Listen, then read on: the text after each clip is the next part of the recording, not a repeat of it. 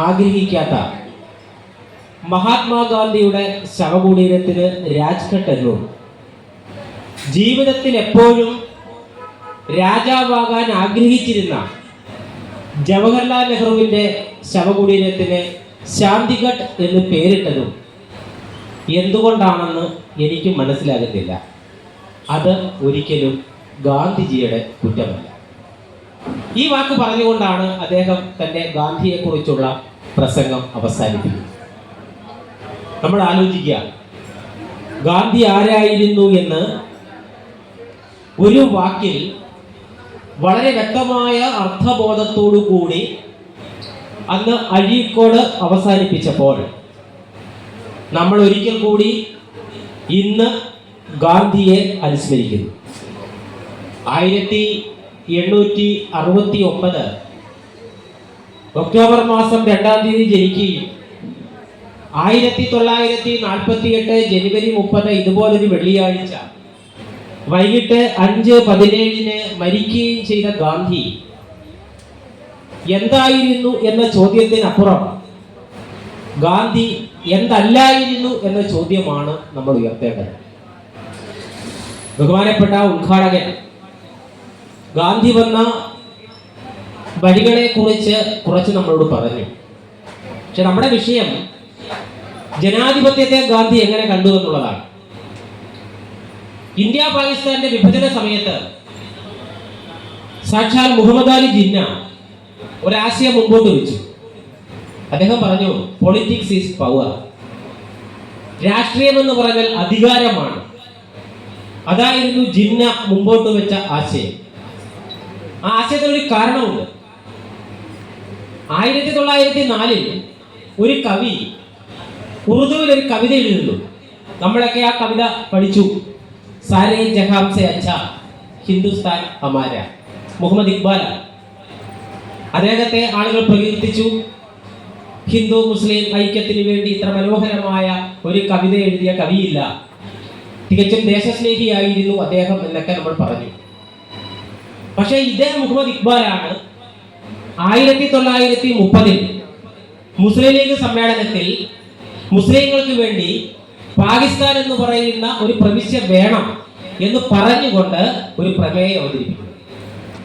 അതിന്റെ ചുവട് പിടിച്ചാണ് മുഹമ്മദ് അലി ജിന്ന പാകിസ്ഥാൻ വാദവുമായി മുന്നോട്ട് വരികയും പൊളിറ്റിക്സ് ഇസ് പവർ, ഈ പറയുന്ന പോലെ രാഷ്ട്രീയം അധികാരമാണ് എന്ന് പറയുകയും ചെയ്തു. നമ്മുടെ ഉദ്ഘാടകൻ വളരെ സുന്ദരമായി പറഞ്ഞു, രാഷ്ട്രീയം അധികാരമല്ല എന്ന് വിശ്വസിച്ച ആളാണ് ഗാന്ധി. 1947 ആഗസ്റ്റ് 15 ഭാരതത്തിന് സ്വാതന്ത്ര്യം കിട്ടി. ഭാരതം മുഴുവൻ സ്വാതന്ത്ര്യം ആഘോഷിക്കുമ്പോൾ ഹിന്ദു മുസ്ലിം ലഹള നടന്ന കൽക്കട്ട തെരുവീതിയിലൂടെ അതിന്റെ മുറിവ് ഉണക്കാൻ നടക്കുകയായിരുന്നു ഗാന്ധി. ഒരിക്കലും തനിക്ക് അധികാരം വേണ്ട എന്ന് പറഞ്ഞ ആളാണ് ഗാന്ധി. ഗാന്ധി ചോദിച്ചാൽ ഏത് അധികാരവും കിട്ടുമായിരുന്നു. ഗാന്ധിയുടെ വഴിയെ നടന്ന് കുറച്ചു പേരേ ഉള്ളൂ. ഉദ്ഘാടകർ സൂചിപ്പിച്ച ഒരു ജയപ്രകാശ് നാരായൺ തന്റെ മന്ത്രിസഭയിൽ അംഗമാകണമെന്ന് JPക്ക് കത്തെഴുതുന്നു ജവഹർലാൽ നെഹ്റു. JP അതിന് കൊടുത്തൊരു മറുപടിയുണ്ട്, മിസ്റ്റർ പ്രൈം മിനിസ്റ്റർ. അങ്ങനെ ആ കത്ത് തുടങ്ങുന്നത് ജനസേവനത്തിന് അധികാരം ആവശ്യമാണ് എന്ന് ഞാൻ കരുതുന്നില്ല. അദ്ദേഹം പറയുന്നു, ഗാന്ധി എന്നെ പഠിപ്പിച്ചിട്ടുണ്ട്, നിങ്ങൾ ബുദ്ധന്റെ ചരിതം വായിക്കണം. ഒരു മഹാരാജാവായിരുന്നു, ചക്രവർത്തി ആകാമായിരുന്നു. ലുംബിനിയിലെ കപിലവസ്തുവിലെ സുദ്ധോധന മഹാരാജാവിന്റെ പുത്രനായിരുന്നു. പക്ഷേ 29ാമത്തെ വയസ്സിൽ എല്ലാ സുഖസൗകര്യങ്ങളും വിട്ട് ഇറങ്ങിപ്പോയ ആ മനുഷ്യനാണ് നമുക്കറിയാം ബുദ്ധൻ, അല്ലേ? അദ്ദേഹത്തിന്റെ പോക്ക് ചരിത്രം പഠിക്കുമ്പോൾ ചരിത്രം രേഖപ്പെടുത്തുന്നത് എല്ലാ സുഖസൗകര്യങ്ങളും വിട്ട് അധികാരങ്ങൾ മുഴുവൻ ഒഴിഞ്ഞ് ഒരു ചുരക്കത്തുണ്ടുമായി ജനങ്ങളിലേക്ക് ഇറങ്ങിപ്പോയ ബുദ്ധന്റെ ഇറങ്ങിപ്പോക്കിനെ ഗ്രേറ്റ് റിനൗൺസിയേഷൻ, മഹാപരിത്യാഗം എന്നാണ് ചരിത്രം വിശേഷിപ്പിച്ചത്. നമ്മളൊക്കെ ഇറങ്ങിപ്പോയവർ ഓടിപ്പോയി, അവർ നാട് വിട്ടു എന്നൊക്കെ പറയും. അതുകൊണ്ട് MN വിജയന്റെ ഒരു വാക്കുണ്ടല്ലോ, മഹാന്മാർ നടക്കുമ്പോൾ ചരിത്രം ഉണ്ടാകുന്നു, നാം നടക്കുമ്പോൾ ബാറ്റ കമ്പനിക്ക് ചെലവ് കൂടുന്നു. വെറുതെ നടക്കുകയാണ്. പക്ഷെ മഹാന്മാർ നടക്കുമ്പോഴാണ് ചരിത്രം ഉണ്ടാകുന്നത്. ചരിത്രം ഉണ്ടാക്കിയ ആളാണ് ഗാന്ധി. സ്വന്തം ഭാര്യയെ കുറിച്ച് പത്രത്തിൽ എഡിറ്റോറിയൽ, ഭാര്യയ്ക്കെതിരെ പത്രത്തിൽ എഡിറ്റോറിയൽ എഴുതിയ ആളാണ് ഗാന്ധി. ഗാന്ധി വിമർശിക്കപ്പെടുന്നുണ്ട് കേട്ടോ. എന്റെ ജീവിതമാണ് എന്റെ സന്ദേശം എന്ന് ആദ്യത്തെ വാക്ക് തന്നെ നമ്മൾ വായിക്കുമ്പോൾ ആ സന്ദേശം നമ്മൾ ജീവിതത്തിൽ പ്രാവർത്തികമാക്കുന്നത് 100% ശരിയാണോ എന്നൊരു ചോദ്യം കൂടിയുണ്ട് കേട്ടോ. ഗാന്ധി നല്ലൊരു അച്ഛനായിരുന്നു എന്ന് ചോദിച്ചാൽ ആയിരുന്നോ? സംശയമുണ്ട്. ഗാന്ധി നല്ലൊരു ഭർത്താവായിരുന്നു എന്ന് ചോദിച്ചാൽ ആയിരുന്നോ? സംശയമുണ്ട്. ഗാന്ധിയുടെ മക്കളുടെ കഥയൊക്കെ നമുക്കറിയാം. ഇപ്പം ഉദ്ഘാടനം തന്നെ പറഞ്ഞു, പത്രസമ്മേളനം നടത്തി ഇവൻ എൻ്റെ മകനല്ല എന്ന് പറഞ്ഞ ആളാണ് ഗാന്ധി. മണിലാല് ഈ പറയുന്ന പോലെ മദ്യത്തിനും മയക്കുമരുത്തിനും അടിമയായിട്ടാണ് ജീവിതം കഴിച്ചു കൂട്ടുന്നത്.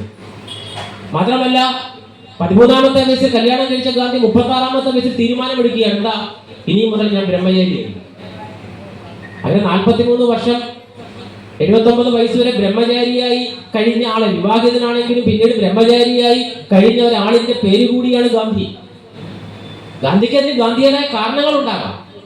പക്ഷേ അപ്പോഴും അധികാരം എന്ന് പറയുന്നത്, അല്ലെങ്കിൽ അധികാരത്തിന് വേണ്ടി അല്ല ഒരാൾ സാമൂഹ്യ പ്രവർത്തനം നടത്തേണ്ടത് എന്ന് പറഞ്ഞ ആളാണ് ഗാന്ധി.